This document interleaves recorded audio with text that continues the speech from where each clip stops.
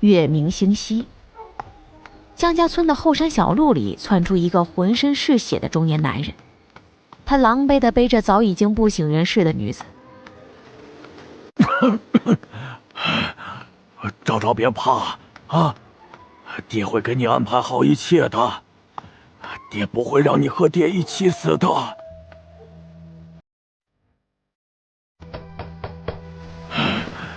江大成，江大哥在家吗？哎呀，这大半夜的敲丧了，谁呀？哎呦，我血，哎呦，不好了，有贼呀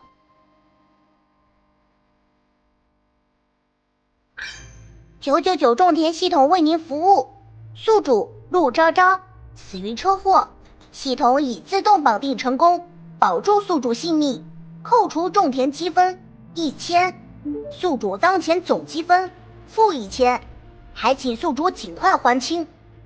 现在为宿主发放穿越大礼包，原著剧情成一，这具身体的主人记忆成一。这是什么玩意儿？他车祸时听到那个声音居然不是梦。当时这感冒灵还说什么来着？让他阻止黑化反派迫害男主女主，为男女主保驾护航。嘿，这是他一个种田系统该干的事儿吗？江大嫂，是我陆风尘。今年饥荒呀，眼看地里苗都长不出来了，这100两银子若到手的话，能囤多少粮食呀？到时再高价卖掉。哎呦，原来是陆家恩人呐！哎呀，我男人带着老三去城里做木匠活了，过几天才能回来。你进来说话。不必了，当年我因缘际会救了江大哥和你们家的二公子，说好了，日后我若有难，你们要为我做一件事儿。今日我想请江大嫂履行承诺，让你们公子迎娶我这可怜的女儿，这银子便是她的嫁妆。陆昭昭这才接收了这个世界的记忆和这具身体的记忆，他正乱着呢，加上这父女俩一路长途跋涉躲避追杀，早已经虚耗透了，只能虚浮着他爹。他看着眼前这个刁老太太也接受了现实，他死了。哎，在开完家族会议，处理一群只会花钱的蠢货之后，他出去散了个心，为救一只小猫遭遇车祸，然后就被这个什么999绑定了，到了一本叫做《农门皇妃》的书里。按照剧情啊，他这个身体的主人呢是京城豪族陆家嫡女，他爹是陆侯爷，本该金尊玉贵的，只可惜呀，他爷爷宠妾灭妻，不久前在他奶奶家族出事之后啊，就害死他奶奶了，又暗害他们一家人。他爹被人算计获罪，被夺爵。逃难的时候，他娘因病亡故，他爹带他到江家村来，挟恩图报，求江家娶她过门。原书里啊，她嫁给这个江家老二，也就是本文男主。才刚嫁过去，可在洞房之夜还没行房呢，她就因为一路的奔波劳苦和伤心过度，嘎了，因此给男主带了个克妻的恶名。一直到碰上锦鲤女主嫁给他，种田养包子，带着男主打了个翻身仗，而男主也摇身一变成了流落在外的皇子。再后来呀，因为他这个早亡原配的关系，他奶奶母族平反之后，对男主是心存愧疚，站在男主这边扶持他宫斗成功，他当了皇帝，而那个锦鲤女主也成了农门皇后。哎呀，在这个剧情里呀，他这具身体的身份呢，就是个送了嫁妆就死的倒霉蛋儿，而他爹呢，也成了后来因为女儿克妻而对男主心生愧疚，对他极好的老丈人，活脱脱一个送钱送权扶持男主上位的大冤种。而真正的女主是村长家小女儿，江家村的小福星。江老太一看这女子清瘦憔悴，脸虽是好看，但柳眉狐狸眼，一看就不安分，不好生养。而且谁知他们从哪儿逃过来的？他家老二可是要读书当大官的，怎么能娶她呢？不过这么多银子，若能到手，这粮食还有秋天的科举，老二的盘缠就有着落了呀。家里4个儿子都还没成亲呢，哪里有老大不娶媳妇儿就给老二娶的道理呀？要不这闺女就嫁了老大吧。蓉儿，去把你2哥哥都给喊起来。他虽是遭难，那也是京城侯府的人呐。他的昭昭可是正经的官家嫡女，他来江家是看中当年救下的江家老二，人品相貌都出众。这是我的大儿子，现在可不得了啊，都是秀才公了。陆大哥，你带着女儿过来，求到我们头上，我们一定得帮忙。不如就让老大娶了她。反派已出现，危险度检测中，危险程度3S， 恶意值1万，建议即刻抹杀。陆侯爷气得咳得更厉害了。他看中这家老二那是有原因的呀，虽是不能说，但如果女儿嫁给他，日后一定会有大福气的。爹，女儿喜欢这位江大公子。陆侯爷一听，眼前一黑，差点没晕过去。宿主，你是要杀他呀？你怎么要嫁给他？你得嫁给男主啊！江家嫂子，昭昭这孩子年轻，胡说的。昭昭呀，你还小，爹不会害你的，你得嫁给……我得嫁给江家大公子。爹，江老夫人说的对，长兄不成亲，弟弟怎么能成亲呢？江老太师激动不已呀，就好像银子已进自己口袋了一般。哎呦，瞧瞧瞧瞧，这到底是贵人家的女儿，就是懂规矩啊！哎呀，亲家，你就放心吧，我一定把昭昭当做自己的女儿。大公子，我的女儿可否能放心交托给你呀？江燕青神色复杂，他也不知哪里出了错。上一世他被江家人搓磨抢了身份，又拖垮了身体，虽撑着为自己报仇，可当他大兵压境，还未亲眼看着这家恶人死绝，他就死了。再次睁开眼睛，就是他那个便宜妹妹喊他起床。他若没记错的话，上辈子陆昭昭嫁给他的好二弟，还没洞房就死了。可在今夜，虽不知哪里出了错，这位倒霉的陆家嫡女看上他了，但这样的好事他自然不会拒绝啊。无人会在意他的死活，也无人会在意他是否克妻。用这个名声换取陆家银子做分家的本钱，脱离这一家人才是正经事。这一世他得拿回本该属于他的一切。哎呀，你还傻愣着干啥呀？读书读傻了？承蒙姑娘不弃，江燕青定会在力所能及的范围护她一生。这真的能行吗？他看着比他这个半截子入土的老岳父还虚呢。可他也实在不能再等了，夫人被害死，追兵也没停了追杀他们。昭昭身子骨不好，再这么下去，他怕是也要离他而去了。他的冤屈小洗清太难了，唯有先将昭昭安顿好，才能有条出路啊。陆侯爷心一横，有了决断。既然如此，还请老嫂子做主，现在就让他们拜堂。我看着他们拜堂后，即刻就走。哎，好好好，我这就布置。昭昭啊，以后爹爹不能在你身边了，你不要想着报仇，只管好好活着，只要活下去就好啊。江家欠了爹爹的人情，可人心难测，这份东西你收好了，这是京城满月票号的银票，你不到京城取不出这笔钱的。在这农户人家，银子多了是灾祸，在昭昭没能力保住这笔钱之前，都别妄动啊。爹，女儿知道了，我会照顾好自己的。爹走了之后啊，以后不要和任何人提起我。我对不起你，也对不起你娘啊！哎呀！陆侯爷失声痛哭。陆昭昭安静地看着他这位便宜爹。原主已经在奔波之中死去了，如今他借这具身体而活，等有了能力，定会为他平反报仇，带他尽孝的。一拜天地，二拜高堂，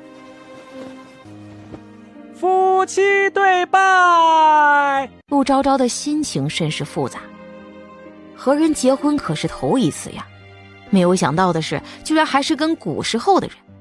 哎呀，不过这男人长得好看，其他的就不那么重要了。礼成。他看着兄长和这个看着就很贵气的姑娘成亲了，心底有些不舒服，总感觉被抢了些什么。陆昭昭和江燕青签了婚书。女婿啊，昭昭就交给你了，我会把婚书交到县里，不劳烦你们费心。昭昭，爹走了。爹以后要保护好自己。陆侯爷狠下心，扭头便走了。大媳妇儿啊，咱们家的规矩，这私下里是不能藏银子的。啊，刚才的嫁妆，你交给我。哼，他盖头还没揭呢，就要嫁妆了。老大，你婆娘不懂咱们家的规矩，你还愣着做什么呀？还不快把银子给我！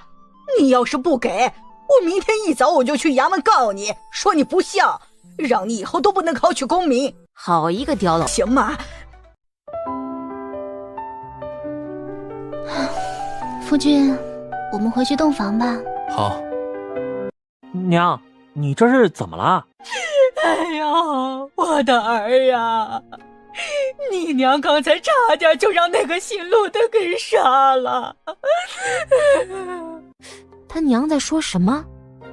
江老太哭着把刚刚的事情给说出来。江燕轩听说银子没要回来，心里也有些不是滋味了，总不能什么都被大哥得了。娘，她不过是个弱女子，能做什么呀？你别被她吓坏了。这银子不着急，等家中急用，她自然也会帮忙的。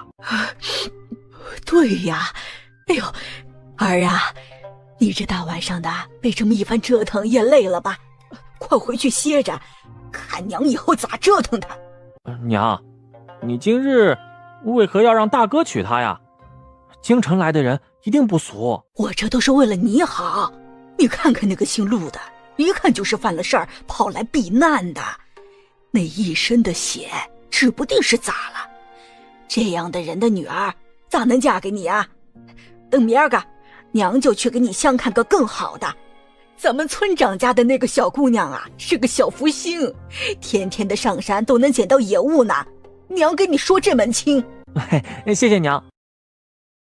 娘子，你出身大族，嫁给我实在是委屈你了。上辈子不是才进洞房没一会儿就死了吗？他看着似乎比他都健康呢。陆昭昭是双目含情，看着江燕青这副神仙相貌，心动不已。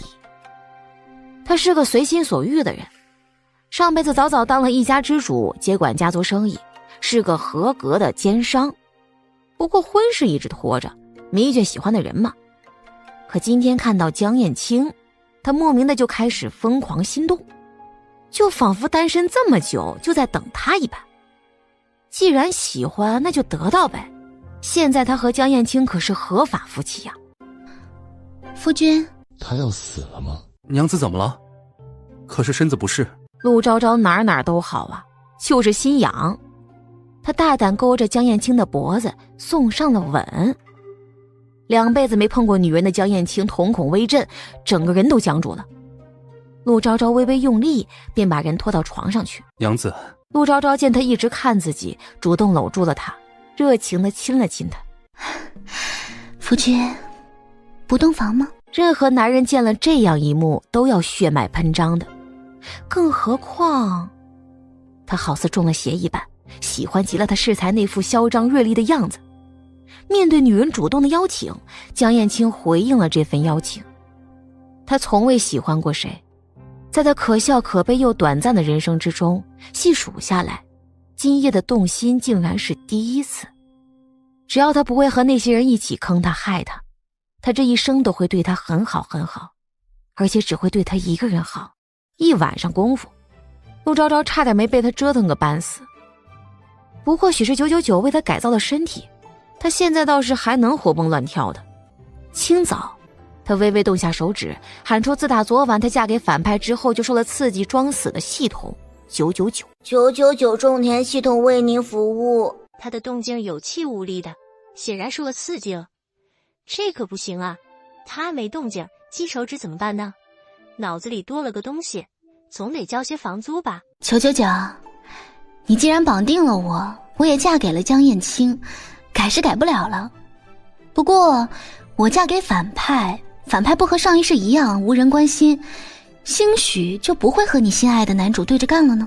可是你这具身体的身份和钱是给主角的呀。既然是男主，那就一定有办法从别处弄到钱，否则他凭什么是男主呢？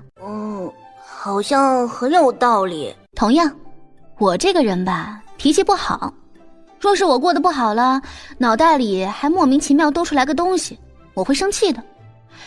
你绑定我应该也调查过我了吧？我不高兴的话，干脆和我这反派夫君联手送男主女主下地狱好了。种田系统为您服务，检测到服务主体变更，现更正解绑条件，只要宿主改变反派黑化结局即可解绑。种田系统开启，宿主在现实里种田、打鱼、狩猎、采样，平均1小时都可以增加10种田积分。1000种田积分可以在系统空间开启1平方米的系统田地，种子需要完成特殊任务才能解锁更多。宿主现实里赚的银子1000两银子可兑换10种田积分。系统商城里有人类喜欢的各种宝物，只要宿主肯努力种田，即刻走上人生巅峰。陆昭昭心情复杂，所以一个种田系统为什么肩负着精准扶贫男主的任务呢？中病毒了，而且种田，他长这么大从未种田好吧？哎，还有，他好像还欠这个破系统1000积分是吧？干活1小时积分10，他更晕了。哎呀，算了算了，还是先了解江燕青吧。999，我要江燕青的平生轨迹100种田积分。主人，您已经付1000了。再借一下。江燕青平生轨迹已发送，宿主积分负1001，积分7日不归还，系统将能量耗尽消亡，宿主也会跟着一起消亡。谁家媳妇都大中午了还睡觉呢？这娶的是祖宗还是媳妇啊？你还愣着干啥？还不赶紧的起来干活？你男人不中用，又去城里抓药了，你还有多懒呀？咋，老娘我要养着你们2个废物啊！你可真是吵死了。哎呦，你还敢嫌我吵？我可是你婆母。婆母，现在周围好像没有人，你要是死了，我想我应该能逃走吧。哼，你敢？我都交代了，我要是死了，我就让我儿子去县里告你。你和你爹为啥逃出来的？你想害死你爹，你就动手啊！陆昭昭把衣服穿好，起身后拿起簪子就要动手。你不要你爹的命了？怕什么呀？大不了我和我爹一起亡命天涯。倒是你们把我娶进门，现在婚书都递上去了。我爹犯了什么事儿我不知道，但是按照本朝律法，他犯了什么罪，你们也一样同罪，大家谁也不用好。你婆母，我饿了。嘿，这个小蹄子竟让他这个做婆母的给他做饭，这什么世道啊？江家嫂子，江家嫂子在家没啊？哎呦，我这是走了什么孽了？一个药罐子儿子娶了个母夜叉媳妇儿，这日子是没法过了。哎呦，这怎么了呀？这谁呀？江家嫂子，这是我大儿子娶的媳妇儿，你说说，我这是造了什么孽了呀？大儿子像个药罐子，成天的吃药，这家里啊都给他拖垮了。现在又娶了个除了脸好看啥都不会的，让我这一把老骨头给他做饭。哎呦，不是我说啊，你这做心腹的咋能给自己婆母脸色看呢？这谁家心腹不做事儿啊？你男人本就是个病秧子，吃家里的钱，你怎么……新婚夜，婆母要我的嫁妆充公，我才成亲，什么都不懂，本想着一会儿就起身做活，婆母便是又骂又辱的。老妇愣住了，江老太震惊地看着陆昭昭。我夫君12岁中秀才，县里头名，是廪生，每个月5两银子的俸禄，婆母都盘在手中。他咋知道的？那个小杂种说的。这笔银子被用在二弟身上，婆母为二弟请了县里名师，教导他读书。我夫君的药钱都是他抄书赚的，县里的书店可以作证呢。你闭嘴！你胡说啥？母亲，娘子她哪一句说错了吗？江老太人都麻了，她僵硬回过头，其他人看她的眼神都变了。这么些年，江老太可不是这么说的呀。婆母，儿媳说错了什么吗？哎呦，江家婶子，你这也太不厚道了吧！人家新媳妇才嫁过来，咋还不能歇一日啦？就是啊，这些年你不是说都是家里给你们家老大拿药费，所以才拖垮了家里吗？你们少在这嚼舌根，老娘家的事儿跟你们没关系，滚滚滚滚滚，都给我滚！你给我休了他，这是个丧门星！娘子可饿了？饿了。婆母刚才说要给我做饭呢。江老太一口恶气出不来，差点气得晕过去。他闷头走出屋子，去厨房做饭。我不曾对娘子说过家中事，娘子怎会知道的？哎，他这美人夫君这般警惕吗？我猜的，大户人家也有这样偏心的父母。夫君生的模样好看，相由心生，自然是好人。哪怕不是，我也不能让他说你不好。我想着娘子起来会饿，所以买药的时候为娘子带了些鸡肉馅的扁食回来，娘子先用些吧。这一碗扁食得不少钱呢，他竟会买给他？江燕青也很疑惑，他本想自己一个人在县里吃的，就和以往一样，可鬼使神差的想到昨天夜里的陆昭昭，回过神来，东西都带回来了，拿回来那也该是2个人一起吃的，可是一看到他就全都给他了。夫君喂我。美人当前，他才不想自己吃饭呢。只见江燕青面色微红，乖乖投喂他。看着陆昭昭的眉眼五官，只觉得她长得可真漂亮，明艳动人，与上一世记中那一眼完全不同，好似换了个灵魂一般。吃着来自大反派投喂的扁食，陆昭昭想着他看到的系统给的江燕青的平生。大反派江燕青生来体弱多病，虽智多近妖，满腹经纶，是个天才，可就是人很倒霉。12岁中了秀才，此后每次科举必会重病一场，错过科举到如今已经整整10年了。一直到男主回京当了皇子，他才在1年之中连中3元，又在3年之中一跃成了当朝首辅。书中说呀，他因江老太对男主的偏心，还有男主的幸运和尊贵身份，心生嫉妒，所以处处和他作对，屡次痛下杀手。男女主所有的磨难都是因他而起的，是个无情无义、专注搞事、坏事做尽的大反派。陆昭昭看事情从来不看表面，这个感冒灵系统给他的剧情呢，绝对是有问题的。江老太有6个孩子，4儿2女，江燕青是家中长子，可偏偏江老太对他是如此的恶劣，压榨江燕青的生活环境，不给他花钱买药，拖得江燕青是病骨支离。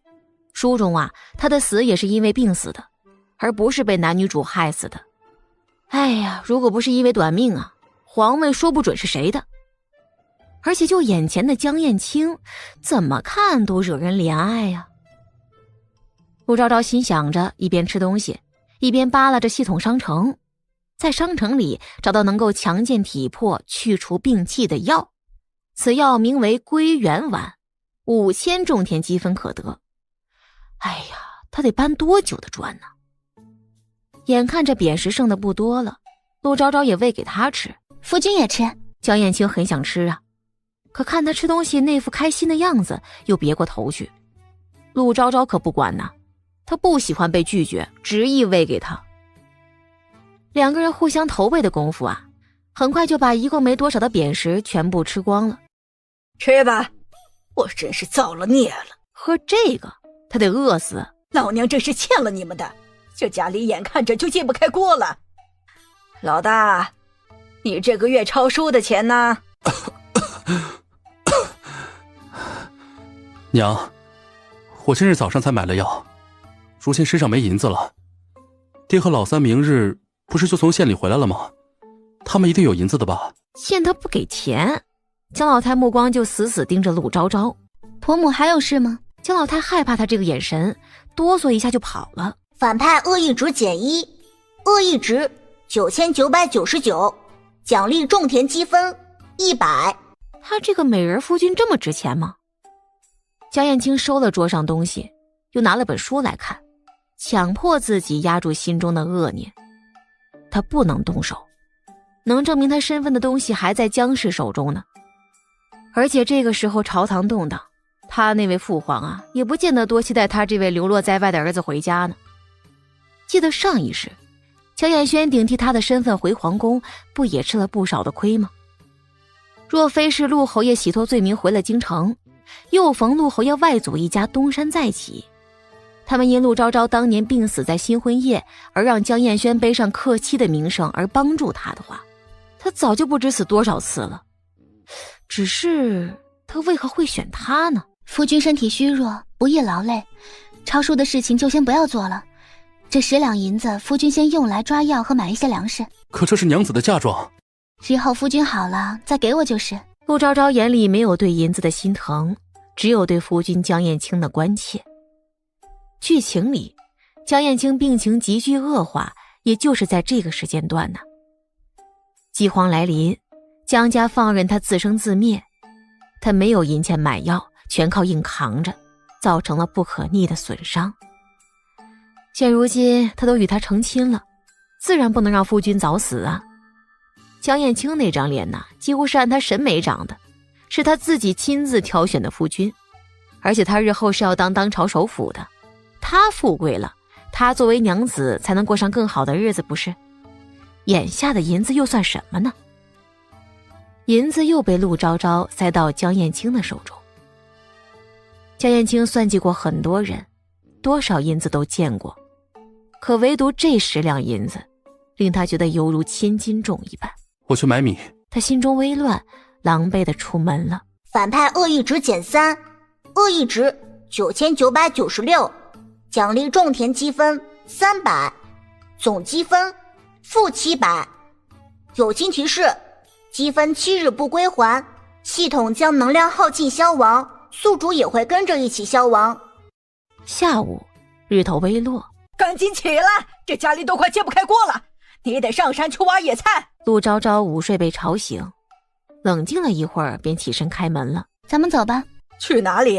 不是要上山吗？婆母应该不会想让我一个人去吧？你这是要逼死我呀！我这一把老骨头了，可咋上山呀？真是没天理了。婆母说的对，你一把年纪了，是不应该上山。大嫂，你别光说呀，家里最后一碗糊糊都被你给吃了，你倒上山去啊？难道想饿死我娘啊？你说的也有道理，不过你呢？我什么？婆母不能动弹，但是你应该可以吧？我瞧着你身强体健的，比我可壮多了。我初来乍到，连山从哪边走都不知道，妹妹不该跟我一起去吗？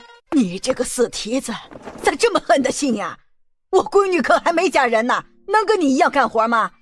她以后可是要嫁去大户人家的。她嫁给谁跟我有什么关系？既然是干活，那她也得去。江蓉儿吓得哆嗦，她昨天看到大嫂怎么对付老娘了，他不会也想宰了自己吧？娘，我不要去山里。大户人家都重视名声，想要嫁个好人家，言行举止、名声好坏都十分重要。今日你若是不干活，那我便将江家小女儿又馋又懒，是个恶妇的名声传出去。一传十，十传百，等传到了县城里，你也不用嫁什么大户了。你少胡说八道你！你不信的话，可以试试看啊。陆昭昭睥睨着比自己矮了不少的江蓉儿。在这本书的剧情里啊，如果站在江燕青的角度来看，这家子可以说是全员恶人。江蓉儿在原著剧情里面，一开始嫁去了县里大户，到了后来，男主一家改换门庭，他就谎称那户人家对他是非打即骂。等男主为他要了和离书之后，又将那家子人害的是家破人亡。到了后来啊，女主意外得知了真相，原来都是那个江蓉儿嫌贫爱富，想要跟着入京过更好的生活。这男主江燕轩虽是愤怒，可为了自个儿妹妹，将那家人斩草除根。而江蓉儿在原著里还真就嫁了个大将军。陆昭昭不禁感叹，他见的恶人多了，可像江家这般一窝都恶的，还真挺少见的。娘，你看他！你少在这里吓唬我，蓉儿！我告诉你，你要是敢的话，你能怎么样？江老太被问得哑口无言呢。这个儿媳妇不愧是大户人家出来的，啥都不怕，还牙尖嘴利的。不行，他得赶紧给老二也娶个媳妇儿，让老二媳妇压制他才行。不过这个小蹄子不上山，那他怎么进屋翻银子呢？蓉儿，你就跟着你大嫂上山吧。娘，好啦，娘又不会害你。大嫂好厉害啊！现在你能上山了吧？别想给我耍赖！陆昭昭转身进了屋去。这个屋里的角落有个背篓，应该是江燕青用的。他将那包银子丢在背篓里，又丢一些细碎东西在上面，才重新推门出去。咱们走吧。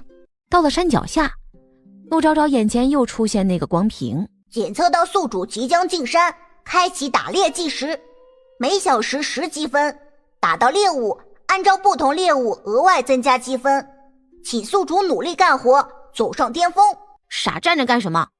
赶紧进山了！你走前面。凭什么？陆昭昭闻言不多说话，熟练地拿出身上唯一一个利器银簪。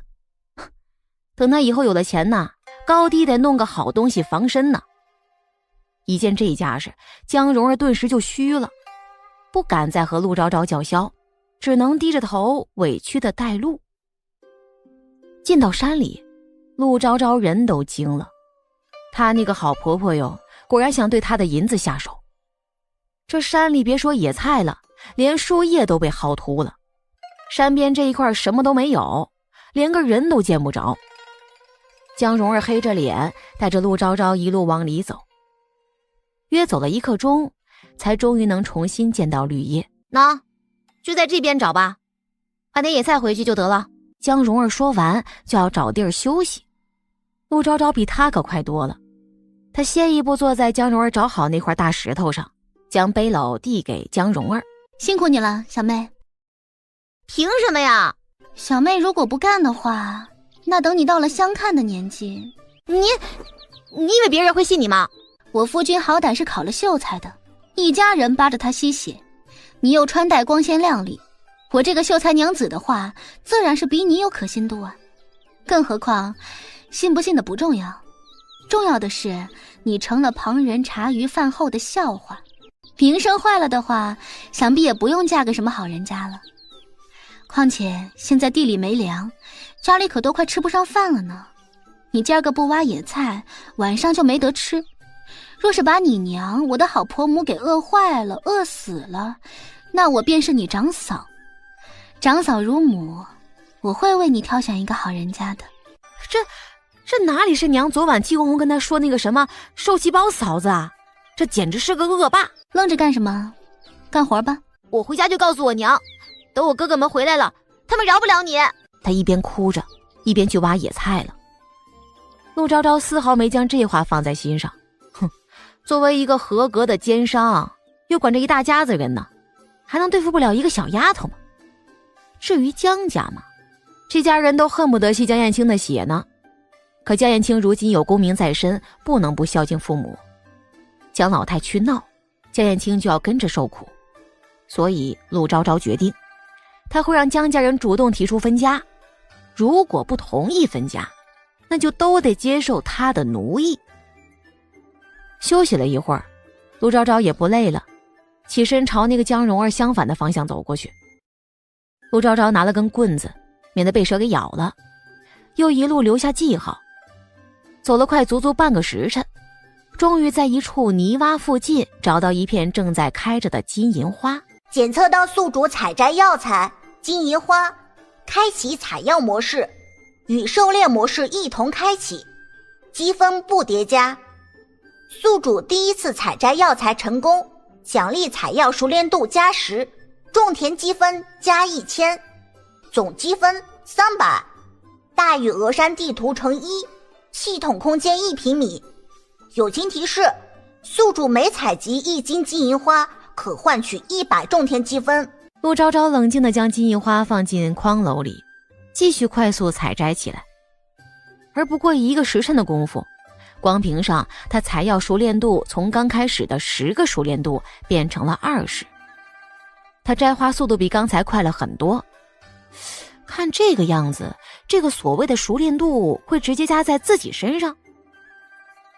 摘了2个小时的花，陆昭昭人也冷静下来了。果然呐，这金手指虽迟，但到了。就这么一会儿功夫，这一片的花都被他薅秃了，筐篓也已经开始装不下了。这个感冒灵也不是一无是处啊。陆昭昭在光屏上点了下地图功能，竟真的展开地图了。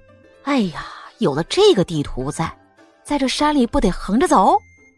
而且这个空间系统似乎不是种田系统，而是专门存放物品的。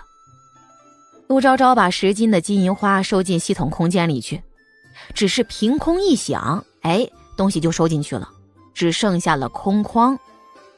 他在地上找了几种能食用的野菜，挖了些，就按着原路返回了。大嫂，你都挖到什么野菜了？陆昭昭闻言，瞥了眼江蓉儿那个背篓，发现里面只有一把小野菜。那个大嫂啊，我刚才找到个好地方呢，但那边我一个人不敢过去，不然咱们俩人再挖些野菜再回家吧。娘都跟他说了，要尽量拖住大嫂，让她晚些回去，最好能骗大嫂在山里不回去了。这山里能有野菜的地方啊，一定都有危险，说不定能找到办法让这个大嫂再也回不去了呢。不去，我累了。不是，大嫂你等我一会儿啊，你咋就这么回去了？大嫂！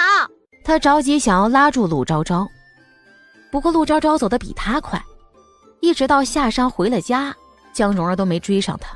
江老太正黑着脸晒昨个挖回家的野菜，嘴里骂骂咧咧的。看到陆昭昭和女儿回来，他就鼻子不是鼻子眼睛不是眼的。咋就这点野菜够谁吃的？这个死蹄子也不知道是把银子藏哪儿了，都翻找了个遍了，愣是没找着。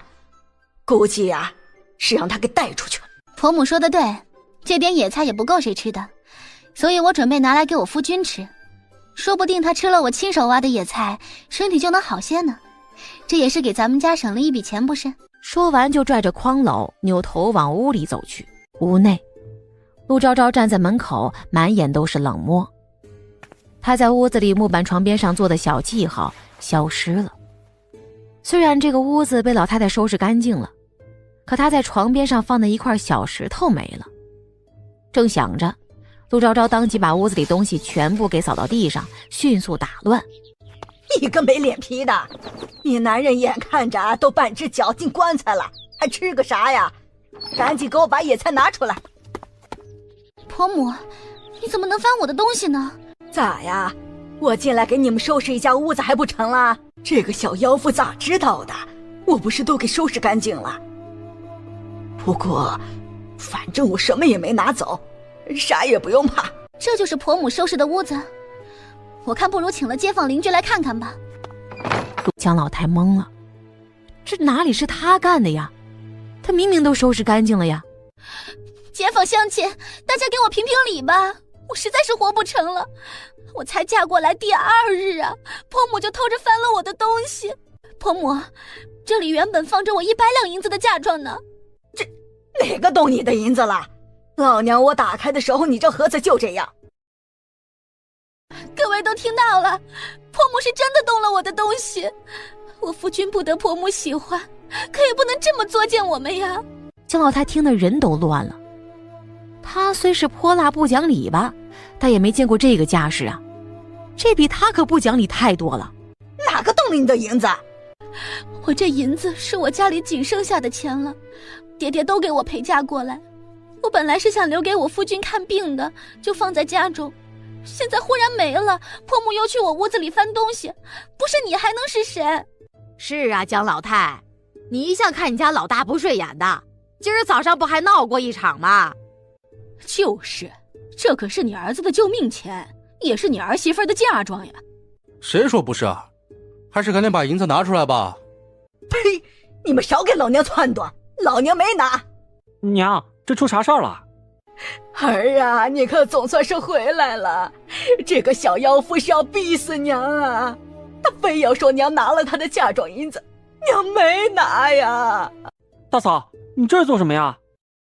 今天下午，娘让我跟着小妹一起上山挖野菜，我一回来，屋子里就乱得不像话。我爹给我的嫁妆就放在首饰盒子里，我一回来就都不见了。我没拿，这说不定就是你自己拿了呢。谁知道你是不是藏身上了？啊，对，一定是藏身上了。婆母还真是含血喷人呢，还请哪家好心的嫂子为我搜身，也好证明我的银子没在身上。我来帮忙吧，100两银子带在身上，稍稍一搜就能够找到了。儿啊，你可一定要给娘做主。娘，大嫂这事儿怪得很。陆昭昭由着这位大嫂子帮忙搜一下身。好闺女儿，你咋嫁到他们家了呀？江老太这死婆子一向看不起他们家老大，你这委屈还在后头呢。多谢大嫂子了，我嫁给夫君是爹爹安排，也是我自己相中。别客气，我姓吴，你以后就叫我吴嫂子。走，我今儿个说啥也得给你讨个公道。你个没脸的老婆子，你这媳妇儿身上哪来的银子啊？你让个心腹上山挖野菜也就算了，你还偷了人家的嫁妆，你有没有良心呢？我没有，我今儿个我非得撕了你这个小贱妇！他一冲过来，陆昭昭便做出一副惊恐的模样，佯作脚下一滑，直接砸在江老太的身上，给人砸了个实。娘，你别过来，男女授受不亲，你不准过来。他一副受了惊吓的样子，又使劲压一下江老太。江老太一声闷哼，差点没过去。事急从权，大嫂还是别拿这些话搪塞我了。你想做什么？大哥，你在做什么？看着那双即将伸向陆昭昭的手，他只想给剁了。夫君，你不在家，他们都欺负我，娘偷走了我的嫁妆银子，二弟还想动手动脚的。江燕青上一世位极人臣，见过的人形形色色，再加之昨天就见识到他那个新婚娘子的真面目，自然看得出来他是在演戏呀。但是明明清楚，心口却是一阵钝痛，好像被什么给砸了。他喜欢看他勾着他时那副明艳动人的样子，正难受呢，怀中的小娘子冲他眨眨眼睛。江燕青眼中划过了笑意，他是真可爱呀。老大呀，你赶紧的给我把这个奸夫休了！你要是不休这个奸夫，我就去衙门告你，我告你不孝！我说江白氏，你还有没有良心呢？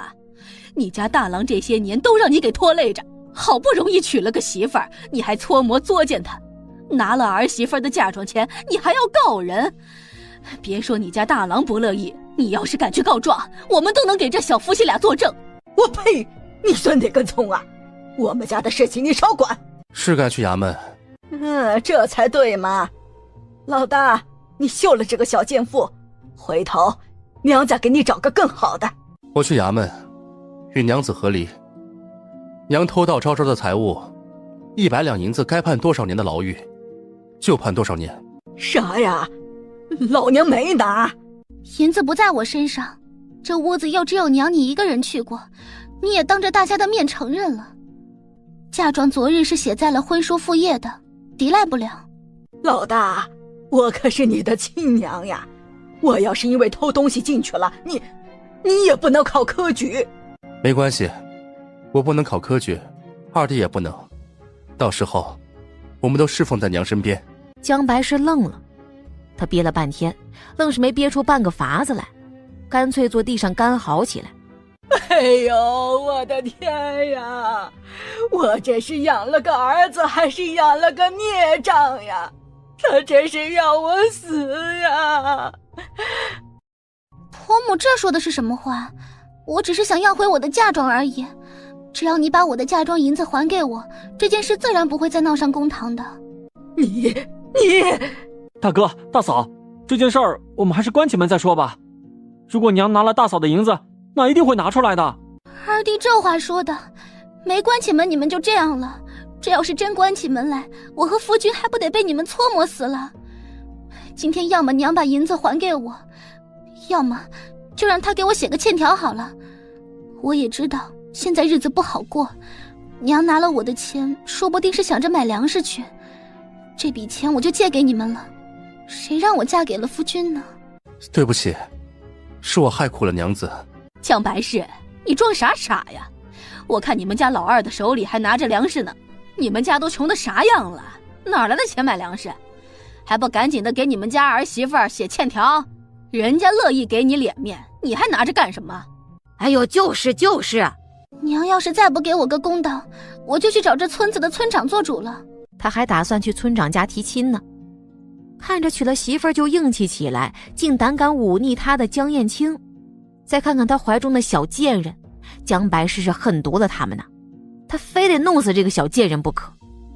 至于老大嘛，哼，等老二以后有了出息，这个家不需要他再说吧。令参每个月给的俸禄还得供着老二进学呢，读书可是个费钱的事儿。行，写就写，我不认识字，老大你帮我写。娘，我今日病又犯了，浑身没力气，怕是提不动笔，还是让二弟写吧。你个没良心的，老娘让你写个东西你都不能动了。婆母再骂我夫君，咱们还是公堂见吧，这银子我不要也罢。他的男人还轮不到旁人来作践呢。姜白氏被怼的是浑身发抖啊，他看向大房这夫妻俩，恨不得和他们同归于尽喽。我写吧。他今日可了解过那个村长家的姑娘啊，是天生的富贵命，娶她回家，他定能走得更远。100两银子早晚还能还给大哥大嫂的，这银子如果不是娘拿的，他日后也能把账给算回来。来日方长，总有法子嘛。眼下最重要的是将事情遮过去。娘，按手印吧。他啥都没干呢，就欠那个小贱妇100两银子，早知还不如不让蓉儿上山去呢，他自个儿亲自去，直接把这个小贱人呐找个陡坡给推下去，摔死算了，真是亏大了。姜白是按下手印儿，心疼的都快滴血了。大哥，这是借条。吴大嫂、郑阿奶，各位乡亲，我娘今日做的不对，我在这儿替她给大家赔礼了。事关家里的名声，请大家能将此事藏一藏，给我娘留个脸面吧。纷纷表示理解。哎呀，都是邻居，谁家还没个娃娃呀？给了秀才公脸面，以后家里孩子进学的话，不就有个门路了？江燕青目光淡淡的，哼，他这个好二弟呀，还是一如既往的会装模作样。娘，我扶您回去歇着吧。哎，大哥，不管娘做错了什么，她都是我们的娘，你为了大嫂连娘都不顾，实非君子所为啊。所以呢？江燕青面无表情地反问道，他大哥这是怎么了？以前大哥不都是只用这2个字压着他，他就会退让吗？大哥，你变了。先生要是知道你成了这副样子，一定会失望的。先生，上一世他得知真相之后准备离开村子，便是他那个好恩师亲自备下酒菜，一杯毒酒，想让他死在这儿。反派恶意值加4，恶意值1万。我这美人夫君不太对劲啊！江燕青连个眼神都没施舍给他们，揽着陆昭昭回了房中去。老大这个没良心呐！老娘当年就不该要他，我就该让他死了。我怎么就生了个这么个孽障呀？娘，这银子不是我拿的。我虽然去他们屋子里想找银子，但是我没找着啊。那个小贱人绝对是把银子给藏起来了，现在又黑了我的银子，咱们家哪里有那么多钱呀？娘，你糊涂呀！大哥的银子我们慢慢总能挖出来的，你去搜，这不是给他们把柄？我这不是想拿了银子去多买点粮食，等冬天这粮食一长起来，咱们卖点嘛。娘，我不是说了这件事交给我来办吗？现在好了，他们的银子我们拿不到，他们也只会说银子让娘你给挥霍了。好大个小妖妇，老娘就知道她不是个好东西，才嫁过来1天就鸡飞狗跳的。娘，你先帮我向村长家提亲吧，至于大哥大嫂之后再说。成，娘明天就去说。陆昭昭坐在床板上，看着面前这位美人夫君熟练地在东南角拿一把小铲子挖洞，他整个人都惊呆了。没一会儿，江燕青从挖开的位置拖进来几小袋的粗粮，还有1小包细粮，又加了几包糕点。东西被拖进来之后，他又熟练用木板和泥土砖块将墙角给堵死了。江燕青把东西放在桌上，这才看向陆昭昭，清冷的脸上沾了许多泥土。看着小娘子古怪的眼神，江燕青是心下一阵紧张。他莫非是嫌他无能吗？他如今髌骨支离，没有功名，也不是后来那个权臣，想来看着也是无能的吧。不过没关系，他既娶了她，他又没死，那就是他的人。如果陆昭昭嫌弃他的话，那就杀了他好了，就好像江家那些人一样，他会将他们在这个村子里挫骨扬灰。陆昭昭起身翻出了帕子，为江燕青擦脸。江燕青微怔，夫君脸上都沾了灰了。适才江燕青搬东西的样子，莫名让他感觉很可爱，又有些心疼。若不是碰上江家这群恶人，江燕青该是位端方君子吧，而不是后来书中那个反派，也不需要连买回这些东西都得用这种方式偷偷的拿回来。江燕青握住陆昭昭的手，把他给自己的银子重新的还给陆昭昭。这银子，书铺抄书，抄录什么书籍，都需要用银子做抵押。我拿了娘子的银子抵押，今日在书铺中抄书，又将赚来的银子重新做底，先从书铺老板那儿拿了下次抄书的银子，只要3日内将书补给他就好。娘子嫁我，没有3媒6聘，也没有百家酒宴。你真心待我，我自然也要养着娘子。娘子想吃的想要的，只要你想，我便要有。他这美人夫君想养他？江燕青把买回的米和粗粮都放在屋子里唯一一个柜子上，拿了把锁给锁好了，动作一气呵成。不过他身体孱弱，做完这些以后便咳个不止。在前世，陆昭昭见过想在他这儿吃软饭的，也见过想和他家族联姻的，但是把钱退还给他还要养着他的，还是头一次见，怪新鲜的。主要是他这夫君长得可太漂亮了。他手指微托着下巴，看着夫君忙碌完之后气喘吁吁地重新坐回自己身旁。夫君喝口水吧。我经常不在家中，娘子拿着钥匙，吃用都在柜子里。明日我再为娘子买一把锁，用来锁外面的门，不会再发生今天的事情了，我向你保证。陆昭昭很惊讶他的毫无保留，这是恶意值1万吗？那他这样的人岂不得10万了？谢谢夫君。娘子不想笑的话，可以不用笑的。江燕青不喜欢陆昭昭的假笑，她喜欢看嚣张的陆昭昭，连她自个儿都摸不清为什么。她很确定自己没病，可她就是喜欢。江燕青低着头，不让她看穿自己情绪，将油纸包小心翼翼打开，里面有些碎裂的糕点，看着有点影响美观。她夹了块相对完整些的递到陆昭昭唇边去。娘子，这是我特意买来的，我不知你是否吃得惯。江燕青表现得人畜无害，心里也思量着一个大问题。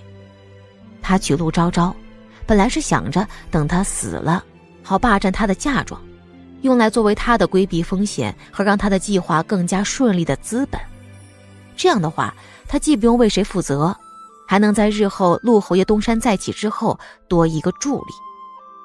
虽说没有他们，她一样也是个赢家，但如果能更轻松一些的话，她何乐而不为呢？她对成亲并不感兴趣，迎娶陆昭昭，这辈子也只会有她一个人。她死了之后，日后都会属于她的东西得到王位，还能用怀念亡妻作为借口不娶皇后。一切都打算得很好，结果她还活着，她甚至连心都不听话了。吃的分给她不说，拿她的银子，本该去做对自己更有利的事，结果鬼使神差去了书店，拖着这副虚耗透的身体足抄了大半日的书，这简直不像她。陆昭昭看向低头不语的江燕青，就着她的手咬了口糕点，被她这副乖巧的样子给撩得心跳加速了。她就喜欢漂亮又听话的。江燕青被她的唇碰到手指的时候，脸微微泛红，手指都颤抖了一下，心中本就没想明白的问题更加乱了。她到底怎么了？打断她思路的是陆昭昭起身凑了过来。夫君，这糕点很好吃的，我也喂你吃好不好？她轻咬一口糕点。陆昭昭看着她，是越看越喜欢。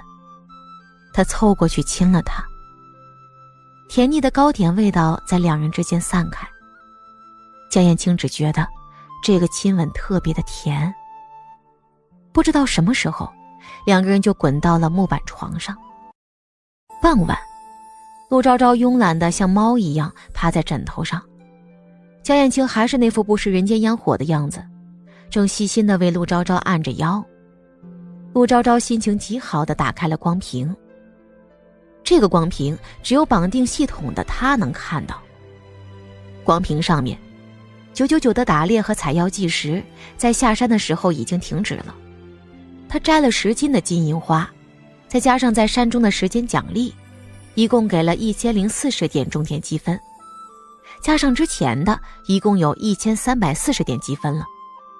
距离换江燕青脱胎换骨的药是任重而道远呐，不过总归是个好的开始吧。现在的积分能换种田空间，不过为以防万一，他还是攒攒的好呢。做什么事情之前，总要给自己留些后手才是啊。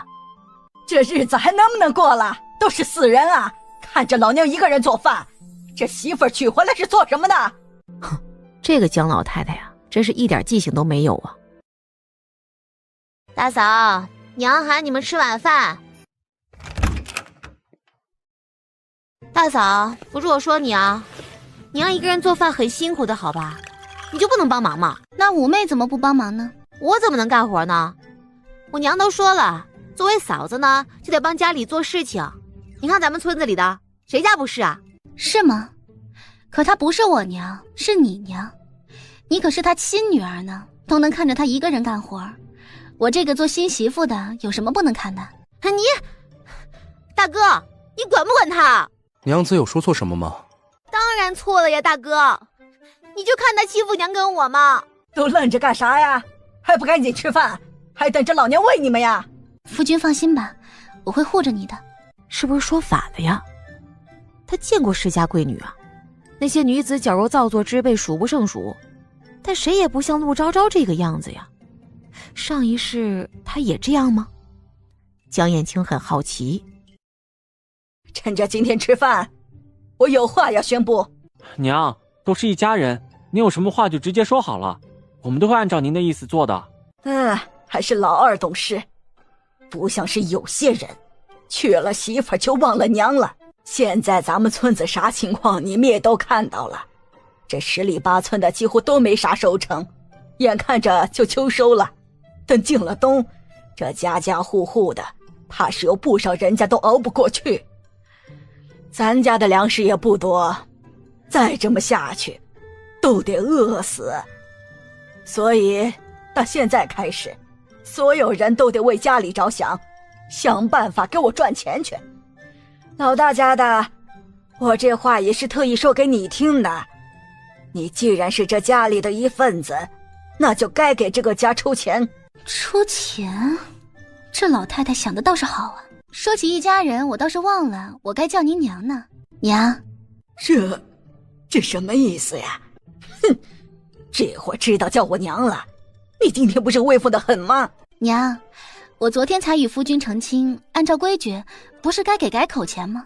他哪来的脸呀？如果娘不给的话，那就是不认我这个儿媳妇，可说不上是一家人啊。姜白氏被气的是差点晕了过去。我哪里来的钱呀？你今天还让我给你写欠条。哦，说起欠条，差点忘了同您说了，记得早些赚钱给我。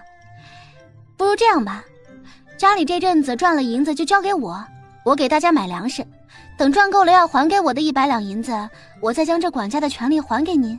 哎呀，这姜家也没什么能捞的，目前看来最为值钱的当然是姜家这劳动力了。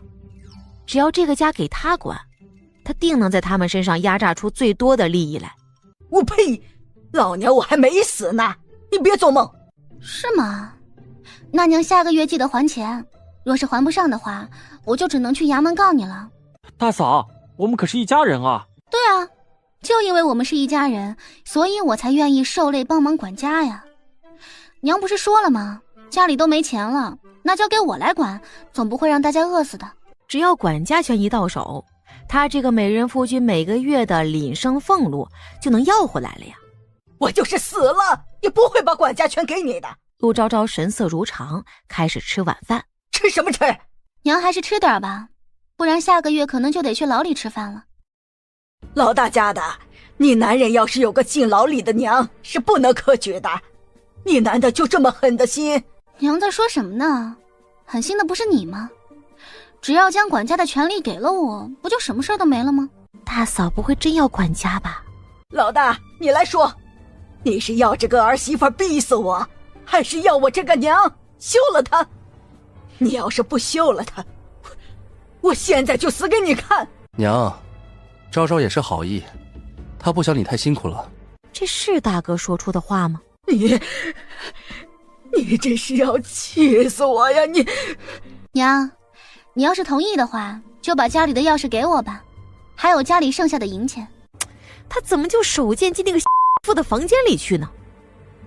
姜白氏颤颤巍巍地把钥匙递给陆昭昭，不过银子嘛，是一点没给。咱家没银子，你想管家，那你就管。既然接受我管家，那还是立下个字据吧，否则媳妇儿管婆母，万一娘去告我不孝顺呢？夫君，我说你写。第1条，全家人都要服从当家人的调配。凭啥呀？娘之前不也是这么做的吗？我夫君的银子都交给娘来保管，昨天甚至还想要我的嫁妆银子，今天更是。陆昭昭开始一桩桩一件件的为姜白氏数落，姜白氏被怼的是脸色犹如吃屎一般。娘觉得这样不对吗？那既然如此，这个家我不当了，娘继续当吧。打明天起，我夫君和我也不必服从娘的意思。咋？你们还想翻天呀？娘适才不也准备翻天吗？我来管家，你们不准备听话，你来管家却要我们听话，这是什么道理啊？如果没道理的话，那娘还是尽快还钱吧。你这个小贱妇，我娘怎么就瞎了眼，让你进我们家的门了？你就该跟着你爹一起继续逃难去。姜蓉儿捂着脸，眼泪都在眼圈了。你敢打我的蓉儿？怎么，辱骂长嫂不该挨打吗？我今天非撕了你不可！在江白氏冲过来的瞬间，江燕青便将陆昭昭护在怀里。娘这是要做什么？咋？他都打你妹妹了，你还护着他？昭昭没做错，也没说错，我是他夫君，自然要护着他。你自己看看，这个家闹成啥样了？我看你就是想让他逼死你老娘。娘可以去县里告状，说我不孝，也可以让我休了昭昭，让昭昭拿着借条去告你，更可以将我们分出去。江燕青的话令江白氏一个字都说不出来了。江家老二恨不得捂住娘的嘴，让她不要再开口说话了。她这个大嫂绝不是一个省油的灯，每句话都在设套，非将娘给套牢了不可，甚至连大哥都被带坏了。现在咱们来重新商量一下我当家的事儿吧。到底是让我当家，你们听我的，还是娘来当家，我们赚了银子自己拿着，你们在1个月之内还清我的100两银子？2选1，娘，选一个吧。江白氏已被陆昭昭完全逼到死路上，求助一般看向二儿子。娘，既然大嫂愿意为了家里人着想，那这个家就让大嫂来当吧，您正好也休息一阵子。行，你当家我们听你的，但是你可不准饿着谁。可以，夫君记得写下来。江燕青颔首为他记录契约。江燕青的字啊，和他这个人一样，他目前都很喜欢。至于江家其他人，和他本身没什么大仇，但他既已成为这具身体的主人了，又看上了美人夫君，那他们的利益就绑在一起了。